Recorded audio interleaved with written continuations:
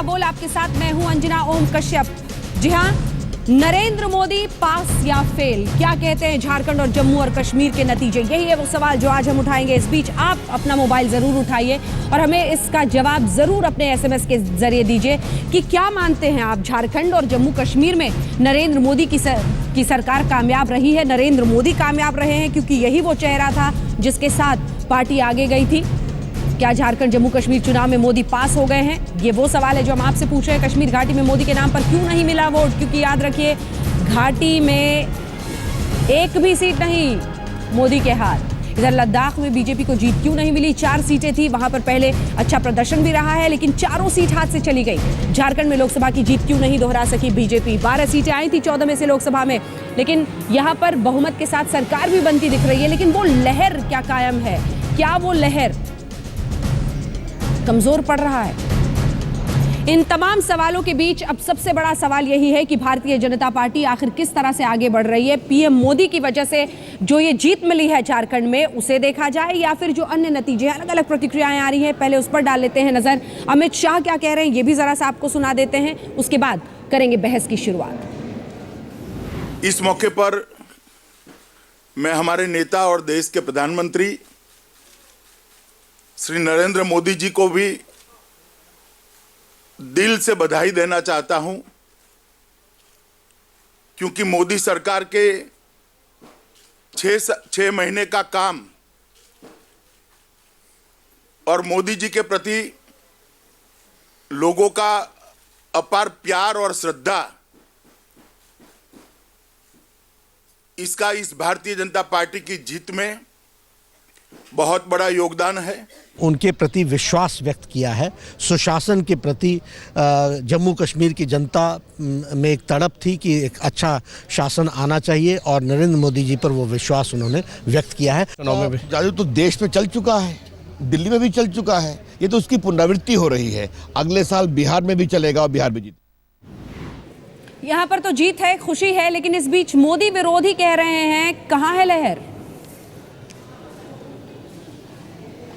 अब जम्मू में तो लगती है सर, लेकिन आप जम्मू में मोदी की लहर जहर है, तभी तो जीते इतने। सर आप भाजपा विरोधी मत बिखरा हुआ है कई हिस्सों में, और वैसी परिस्थिति में तो कम वोट पर भी उनको अपने आप स्पष्ट बहुमत मिलना चाहिए था, और जिस ढंग का रुझान था उसके हिसाब से तो ऐसा लगता था कि उनको स्वीप करना चाहिए, लेकिन ये हालात दिख नहीं रहे। तो ये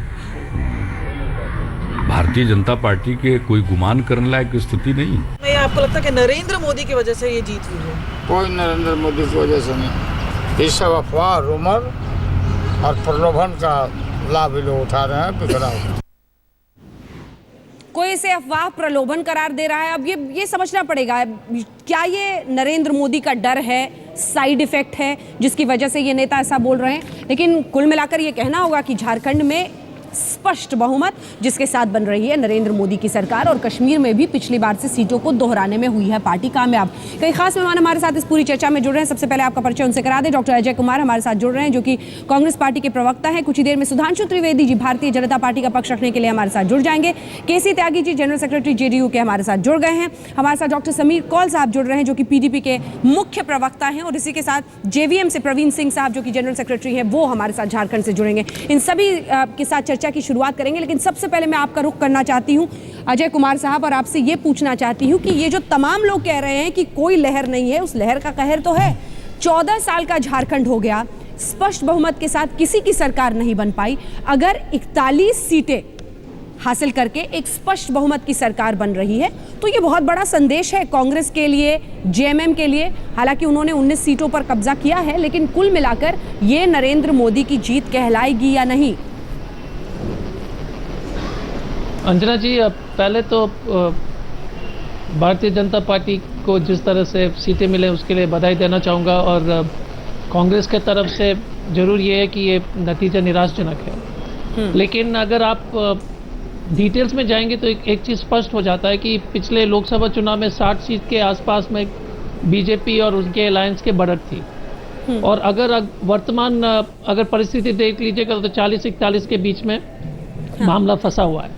ठीक है। वोट शेयर में भी देख लीजिएगा तो 42% था अब 30% के आसपास वोट शेयर आ चुका है। लेकिन दूसरी तो पार्टी अगर से हम अभी बोलेंगे भी कि मोदी जी 11% का आगे हैं। वोट परसेंटेज भी मेरे हाथ में है और मैं आपको वोट एक परसेंटेज मिनट, बता दूं, बीजेपी के पास 31% है तो 20 है जेएमएम के पास। कांग्रेस का तो पूछिए मत कहां पर नीचे है, 10% के साथ। नहीं, एक मिनट अंजना जी मुझे पहले बात तो खत्म करने दीजिए। पहली बात नहीं तो मुझे आंकड़े मालूम, मेरा कहना है कि आपने कहा कि मोदी वेव के बारे में बात कर रहे थे, तो मैंने कहा कि 6 महीने के भीतर में केंद्र सरकार को जिस तरह से 42% से 30% तक गिर कर आ गया है, और ये जरूर जैसे नीतीश जी ने सही बात कहा था कि देखिए नॉन बीजेपी माइंडेड पार्टीज को अगर हम लोग की गठबंधन में अगर गठबंधन ठीक ढंग से चलता तो मुझे लगता है कि हम बीजेपी को 20-25 में समेटने में सफल होते।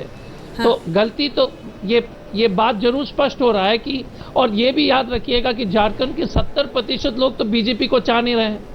अगर आप देख लीजिएगा, लेकिन नॉन बीजेपी फोर्सेस जो है, जैसे कि हम लोग का गठबंधन में आरजेडी, जेडीयू और कांग्रेस था, अगर जेएमएम अगर सामने शामिल हो जाते और नॉन बीजेपी फोर्सेस तो हो सकता है। तो इसलिए अगर 42% से 30% अगर 6 महीने के अंदर 12% का गिरावट जो है, हम लोग के जो लोकसभा का चुनाव में कांग्रेस का 12% के आसपास था, 1.5% गिर गया। ठीक है, आप चूंकि लोकसभा चुनाव से कंपेयर कर रहे हैं, एक बार जरा वोट परसेंटेज आपके सामने रख देते हैं। लोकसभा चुनाव से लोकसभा एक बार अजय जी, अगर आप देख लीजिएगा 11% का इजाफा हुआ है वोट परसेंटेज में बीजेपी के। एक बार फिर से वो ग्राफिक्स अपने दर्शकों को दिखा देते हैं। 11% और कांग्रेस 10% नीचे।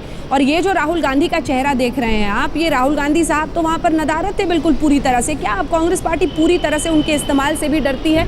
क्या महाराष्ट्र, उत्तर प्रदेश का सबक इस तरह से अब हावी हो गया है पार्टी पर कि उनके, ये देखिए -10 की परिस्थिति में आप हैं और वो +11 पर पहुंचे हैं, तो इसका श्रेय तो उन्हें देना पड़ेगा। मैं वापस इस पर रिएक्शन लेने के लिए आपके पास आऊंगी, लेकिन उससे पहले मैं केसी त्यागी जी आपके पास एक बार केसी त्यागी जी के पास जाने दीजिए। मैं आ रही हूँ सर आपके पास। केसी त्यागी जी, नीतीश कुमार जी के पेशानी पर लगता है हमेशा मोदी साहब नाम की एक तकलीफ दिखाई देती है। आज भी जब बाहर आए तो बड़े संगीन होकर बात कर रहे थे और बार बार यही कह रहे थे कि जितना उनकी झोली में आना चाहिए था वो तो नहीं आया। लेकिन सवाल यह है कि एक राज्य में वो बहुमत के साथ सरकार बना रहे हैं और जम्मू कश्मीर में भी वो ऐसी परिस्थिति में है जिसमें नंबर 2 पर पहुंचे हुए हैं, तो श्रेय तो मोदी साहब को देना पड़ेगा।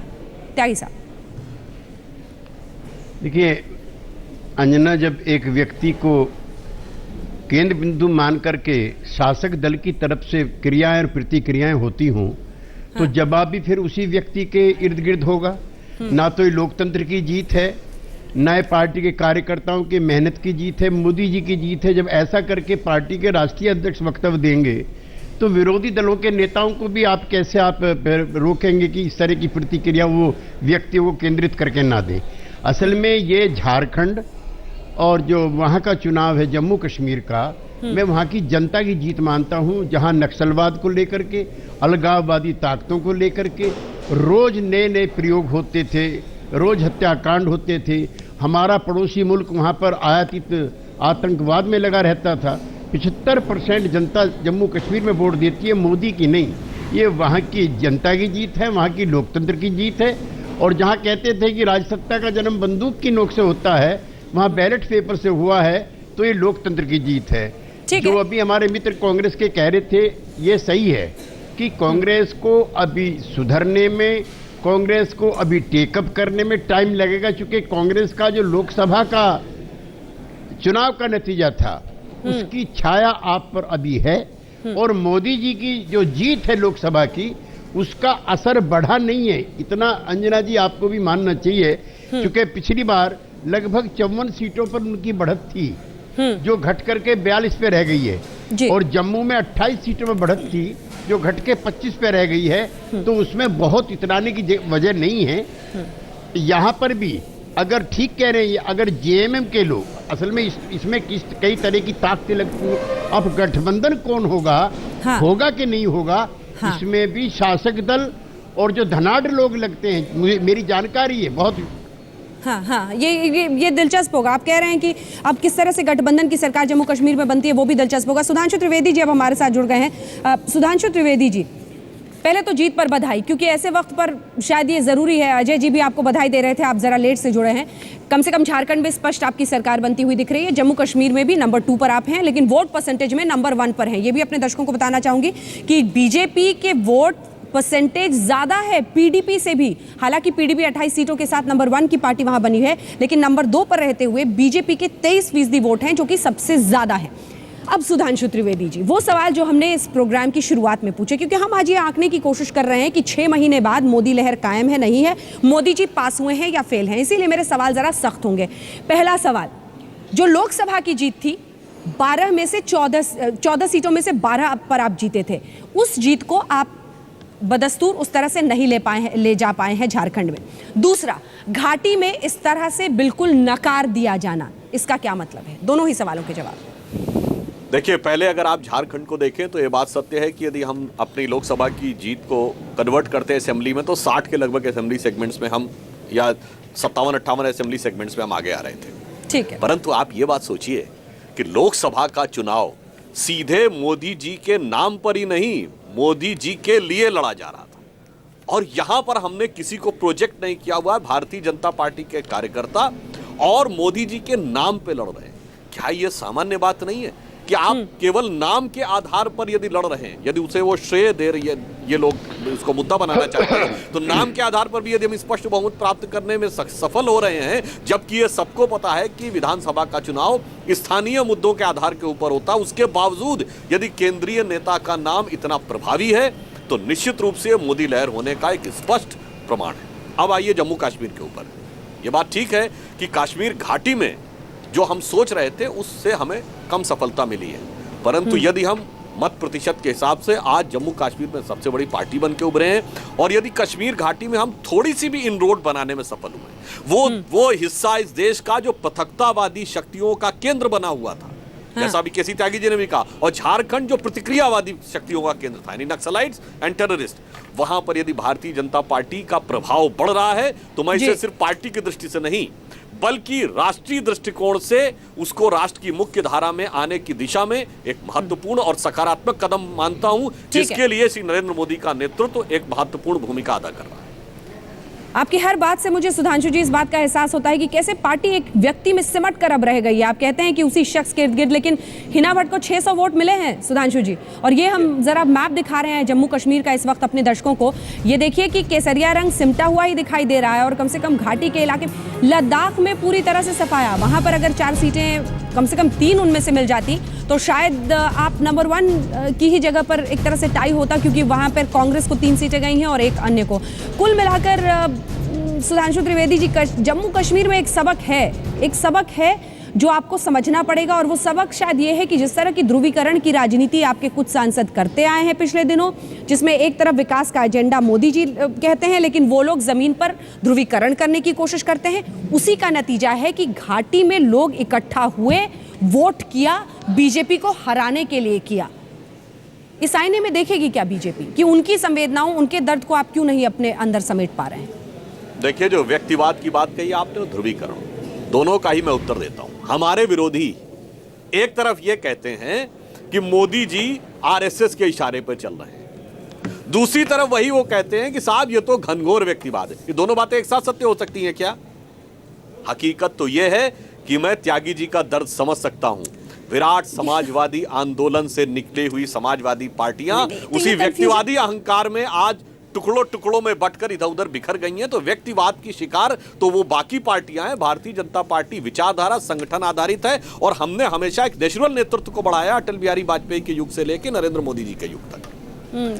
अब आप आइए, हमारे ऊपर जो आरोप लगाया जाता है, यह सत्य है कि हमारे कुछ नेताओं के जो बयान थे वह गलत थे, जिनको कि पार्टी ने भी खारिज किया, शीर्ष नेतृत्व ने खारिज किया, उन नेताओं ने भी उनको विड्रॉ किया। परंतु यह भी एक विडंबना है कि जब भाजपा सत्ता में आती है, तब इस प्रकार की चीजों को मौका पाते ही, स्वाभाविक है हमारे विरोधी है, मौका पाकर उसका प्रयोग करेंगे और उसको बात का बतंगड़ बहुत व्यापक रूप से बनाते हैं। जैसे उदाहरण के लिए साध्वी निरंजन ज्योति के मामले पर प्रधानमंत्री के बयान के बाद भी वो नहीं माने।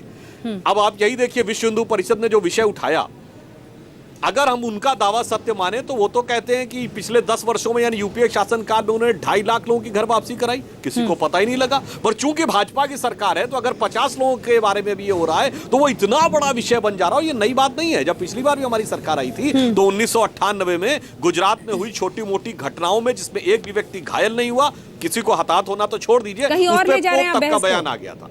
इसलिए होता जी। आप बहस को कहीं और ले जा रहे हैं। नहीं, बहस को मैं बिल्कुल यथार्थ को ले सवाल जा ये रहा है कि अगर साध्वी निरंजन ज्योति ऐसा बोलने के बाद भी इस देश की सरकार में, भारत सरकार में मंत्री रहेंगी, तो ये सवाल पूछने का अधिकार विपक्ष को भी है, मीडिया को भी है, और उतने पूरे जोर शोर से पूछने का है। अब आपका वक्त जरा सा अंजना जी यहाँ पे मैं एक बात कहना चाहूंगा, साध्वी निरंजन ज्योति अपने बयान को विड्रॉ करके, खेद व्यक्त करके, क्षमा मांग के भी दोषी है। और प्रधानमंत्री मनमोहन सिंह, खेद जता देंगे, लेकिन उस सोच का क्या? प्रधानमंत्री मनमोहन सिंह जता देंगे, लेकिन उस सोच का क्या? उस सोच का क्या जिसके साथ एक मंत्री इस तरह के शब्दों का इस्तेमाल करती है? उस सोच को कहां से निकाल के आप वापस रख देंगे? मुझे अपना वाक्य पूरा करने दीजिए अंजना जी। प्रधानमंत्री मनमोहन सिंह कहेंगे the Muslim should have first right over the natural resources of India, उसके बाद भी इस देश के प्रधानमंत्री रहेंगे। खंडन करना तो दूर, क्षमा मांगना तो दूर, और गृह मंत्री कहेंगे इस देश को हिंदू आतंकवाद तो फर्क क्या रहा? इसलिए फर्क क्या रहा? तो फर्क क्या रहा? प्रधानमंत्री सच बोलकर, सांप्रदायिक बात करके भी, अपनी बात पे कायम रह के भी, और साध्वी निरंजन ज्योति से तुलना है प्रधानमंत्री की, और उसके बाद वो विड्रॉ कर रही, क्षमा मांग रही है। अरे फर्क जमीन आसमान का है। यही मेरा आरोप है कि जिस बात को बात का बतंगड़ बनाना, तिल का ताड़ बनाना भारतीय जनता पार्टी के विरुद्ध, इसने देश को भी नुकसान किया है। ये राजनीतिक परिपक्वता किया जाए। मैं सीधे अब चलना चाहती हूँ डॉक्टर समीर कौल के पास, जो कि पीडीपी के नेता है हमारे साथ। समीर कौल साहब, ये महत्वपूर्ण रहा, ये जिस मुद्दे पर इस वक्त हम चर्चा कर रहे हैं, जिस पर सुधांशु जी इतनी भावनाओं के साथ उत्तेजित होकर बोल रहे हैं, ये मुद्दा रहा वहां पर इसी तरह से? मुझे लगता है कि ये मुद्दा उतना उभर के नहीं आया, लेकिन मुझे लगता है दिल और दिमाग में जहां घाटी के लोग हैं उनमें तो ज़रूर रहा ही होगा कि जिस तरह की प्रतिक्रिया उन्होंने वोटों के हिसाब से बीजेपी के साथ में जताई, जुड़ नहीं पाए। हालांकि बीजेपी ने काफ़ी कोशिश की वादी में, लेकिन वो लोगों से उस सतह पर जुड़ नहीं पाए। मेरा ये मानना है कि शायद ये इन किस्म की चीज़ें लोगों के दिल और दिमाग में होंगी ज़रूर, जिस वजह से ऐसा हुआ। ठीक है, लेकिन बहुत दिलचस्प है, आप इस वक्त कह रहे हैं कि शायद वो दिलो दिमाग पर लोगों के रहा इसलिए उन्होंने वोट नहीं डाला, लेकिन पीडीपी के दो नेताओं के बयान है मेरे पास आज के, जो नरेंद्र मोदी की तारीफ कर रहे हैं। इस तारीफ में क्या हाथ बढ़ाना शामिल है सरकार के लिए? देखें, बात ऐसी है कि जब भी कभी सरकार बनने की या सरकार बनाने की बात होती है, या लोगों के लिए एक स्टेबल गवर्नमेंट देने की बात होती है, तो हमेशा एक मुद्दा नहीं देखा जाता, ये मल्टीफैक्टोरियल होता है, कई मुद्दे देखने पड़ते हैं। जैसे हमारे ऊपर जिम्मेदारी ये आयद है कि प्राइमरी पार्टी वहाँ पे बनने के बाद हमें जम्मू के खित्ते को या लद्दाख के खित्ते को, वहाँ के लोग क्या चाहते हैं और वादी के लोग क्या चाहते हैं, सबके बारे में ही सोचना पड़ता है। जैसे ये है, और बाद में उसके बाद कि बीजेपी की क्या पॉलिसीज़ हैं, हम लोगों की क्या पॉलिसीज़ हैं, आपस में कैसे जोड़ हो पाए ना हो पाए, ये सब अब प्रतिक्रिया की बात है। ये आपस में बैठ के सलाह विचार करने की बात है, जो हमारी पॉलिटिकल अफेयर्स कमेटी करेगी। लेकिन कौल साहब, ये भी साफ हो गया आपकी बात से कि जम्मू में, कौल साहब आपकी बात से ये भी साफ हो गया कि जम्मू में मोदी साहब की लहर की धूम रही, वहां पर ये एंटी इनकम्बेंसी नहीं था, तो आप वहां कुछ नहीं कर पाए। उमर अब्दुल्ला के खिलाफ जहां पर एंटी इनकम्बेंसी बहुत ज़्यादा, घाटी ने बहुत बुरे हालातों का सामना किया है, वहां पर तो आप आगे निकल गए, लेकिन जम्मू में मोदी लहर के सामने पूरी तरह से ध्वस्त हो गए आप सब। जी, वो बात सही है, लेकिन ट्रेडिशनली पीडीपी को जम्मू से ज़्यादा सीटें नहीं मिलती रही हैं। इनफैक्ट जो हमको पीर पंचाल से, पुंछ हवेली से सीटें मिली हैं आज जम्मू डिवीजन से, वो हमारे लिए एक उपलब्धि ही है, कोई हम नीचे नहीं गए हैं, गेन ही हुआ है। चलिए, मोदी साहब पास या फेल, एक शब्द में जवाब दीजिएगा। मुझे लगता है कि कुछ खित्ते में मोदी साहब पास ही कहेंगे तो अच्छा है, क्योंकि जम्मू के डिवीजन में उनकी बात चली है, लोगों ने उनको अपना आश्वासन जरूर दिया है। चलिए, जेवीएम के जनरल सेक्रेटरी हमारे साथ प्रवीण सिंह साहब मौजूद हैं। प्रवीण सिंह साहब, बहुत कोशिश हुई थी और बार बार बीजेपी के सब नेता कह रहे थे कि बाबूलाल मरांडी साहब की भी घर वापसी होनी चाहिए बीजेपी में। इस बीच मोदी को आप पास मानते हैं या फेल मानते हैं झारखंड और जम्मू कश्मीर? नहीं, मैं ना तो मोदी जी को पास मानता हूँ ना फेल मानता हूँ। मैं इतना ज़रूर कहना चाहूँगा कि मोदी के विरोध में जो लोग थे वो लोग ज़रूर फेल हो गए, और क्योंकि विरोधी को जिस तरह से पास होना चाहिए था वो पास नहीं हो पाए, इस बात को मैं मानने के लिए तैयार हूँ। और जहाँ तक मोदी जी की बात है तो मैं उनको झारखंड में ना तो फेल मानता हूँ ना पास मानता हूँ। बहुत अच्छे नज़रिए से आपने ये जवाब दिया है, और ये जवाब आप दोनों पर सीधे उंगली उठाता हुआ दिखाई देता है। मैं आपसे अजय जी इसकी शुरुआत करना चाहती हूँ। कांग्रेस और पूरी तरह से उसका पस्त पड़ जाना, जेएमएम से अलग होकर चुनाव लड़ना, ये सब कुछ भी जिम्मेदार है आज अगर इस परिस्थिति में मोदी साहब हैं तो। अंजना जी फिर से रिपीट कीजिएगा। ये कहा है हमारे साथ जो जेवीएम की तरफ से नेता बैठे हुए हैं यहाँ पर, प्रवीण सिंह साहब, प्रवीण सिंह जी ने कहा कि ये मोदी विरोधी फेल हो गए हैं। ये जरूर बताता है ये नतीजा। तो मोदी विरोधी फेल मतलब आप लोगों ने चुनाव के ऐन पहले जेएमएम से अलग होने की सोच ली, विपक्ष एकजुट होकर एक चुनौती दे ही नहीं पाया मोदी को। नहीं देखिए, हमने पहले भी शुरुआत में आपको कहा था कि बीजेपी विरोधी गठबंधन को एक छत्र के अंदर लाने में हम लोग असफल रहे और उसके नतीजा जरूर ये स्पष्ट है, क्योंकि ये तो एक तो रिजल्ट हमारे लिए निराशाजनक है। हमने कहा कि कार्यक्रम के शुरुआत में बीजेपी को उस पर उनके सफलता पर बधाई दिया, लेकिन सबसे ज़्यादा तो अगर नॉन बीजेपी विपक्ष के साठगांठ या गठबंधन बढ़िया से चलता तो मुझे नहीं लगता है कि भारतीय जनता पार्टी को 20-25 सीट से ज्यादा ठीक है, सुधांशु जी इसका जवाब। और ये बात प्रवीण जी का एक मिनट अंजना जी, तो प्रवीण जी का बात सही कहना है कि प्रवीण जी का और त्यागी जी का सब लोग इस बात से जरूर सहमत है कि अगर एक मजबूत गठबंधन, जिस तरह से बीजेपी ने आसू के साथ मजबूत गठबंधन किया, उस तरह से हम लोग अगर गठबंधन में उतर आते तो उसके नतीजे अलग होते, और ये तो इससे तो हम सब लोग जिम्मेदार रहते, ये तो बात स्पष्ट है। ठीक है, सुधांशु जी। देखिए, अभी आपके तीनों दलों के जो पैनलिस्टों ने बोला उससे एक बात तो अंजना जी स्पष्ट हो रही है। गत वर्ष मार्च के महीने में जब हमारी राष्ट्रीय परिषद हुई थी तो कहा गया था कि 20वीं सदी कांग्रेस की थी, 21वीं सदी भाजपा की होगी भारत की राजनीति में। वो तीनों के बातों से स्पष्ट हो रहा है। याद करिए, पहले ऐसा ही एक जमाना होता था जब कांग्रेस के विरुद्ध कैसे दल लामबंद होंगे, इस पे सारे दल विचार करते थे और इस पे डिस्कशन होता था कि हम क्यों नहीं हो पाए, अगर हम हो गए होते तो कांग्रेस को हरा ले जाते, जैसे एक बार 77 में किया था। आज वही चित्र दिख रहा है कि भारतीय जनता पार्टी के विरुद्ध कांग्रेस जैसी, जिसका कि कल स्थापना दिवस है, 129 साल जिस पार्टी को पूरे हो जाएंगे, वो आज छोटे छोटे दलों के साथ हम मिल नहीं पाए, इसका मलाल कर रही है अपनी स्थापना दिवस के पूर्व संध्या पर। तो ये भारत की राजनीति में हुए ऐतिहासिक युग परिवर्तन और भविष्य की नई राजनीति का स्पष्ट संकेत दे रहा है। अंजना जी, अंजना जी जल्दी से 2 लाइन में त्यागी जी के पास जाऊंगी। ठीक है, बोलिए। सुधांशु जी को सिर्फ यही कहना चाहूंगा कि देखिए, बीजेपी में एक तो अहंकार वाली शब्द जो है, जिस तरह से अहंकार है, पॉलिटिकल अलाइनमेंट रीअलाइनमेंट फोर्सेस के होते रहते हैं। ये एक रिजल्ट, एक चुनाव से या एक विधानसभा चुनाव से या 4-5 चुनाव से पूरे भविष्यवाणी जो जिस तरह से करते हैं तो उसी ऊंचाई से आकर तुरंत जमीन पर गिरेंगे। तो हम तो उतना भविष्यवाणी करने वाले नहीं है। एक पुरानी पार्टी है, हम लोग मजबूती से उतर आएंगे और 4 साल बहुत लंबे समय राजनीति में, 2019 का अगर देख लीजिएगा तो बीजेपी को भी मुझे लगता है कि मुंह तोड़ जवाब मिलेगा। तो इसीलिए एक चुनाव पर इतने अहंकार और इतने घमंड उचित नहीं है। अहंकार दिखा रहे हैं आप सुधांशु जी? नहीं, हम अहंकार नहीं दिखा रहे हैं, हम एक यथार्थ का चित्रण कर रहे हैं। कांग्रेस का 1950 से आज तक दशक सिर्फ 1984 को छोड़कर मत प्रतिशत घटा है, लोकसभा में देख लें, और भाजपा का केवल 1984 के चुनाव को छोड़कर दशक दर दशक मत प्रतिशत बढ़ा है। तो ये हमारी जो बढ़त है वो स्थायी है, ठोस आधार के ऊपर है। पहली बार भारत के इतिहास में लोकसभा में सबसे कम प्रतिशत में एक सरकार बनी है। ये भी उनको बता दीजिएगा कि सबसे कम प्रतिशत वोट लेके भारतीय जनता पार्टी ने प्रतिशत, तो इसीलिए